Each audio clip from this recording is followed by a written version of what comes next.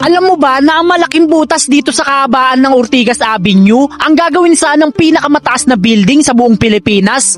Oo, tama ang narinig mo.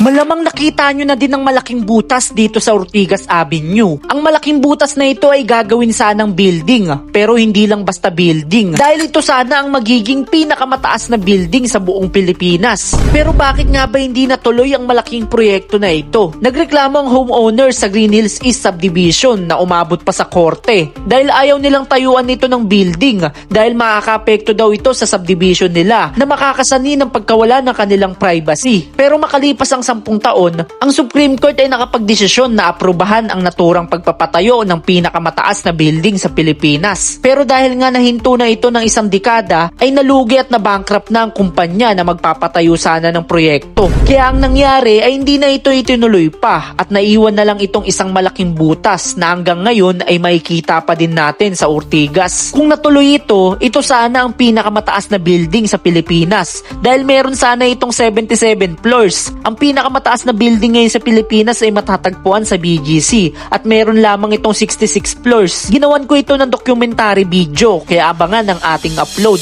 Ngayong alam mo na ang kwento dito sa malaking butas sa Ortigas Avenue, ano pa ang gusto mong alamin? Ikomento mo sa ibaba.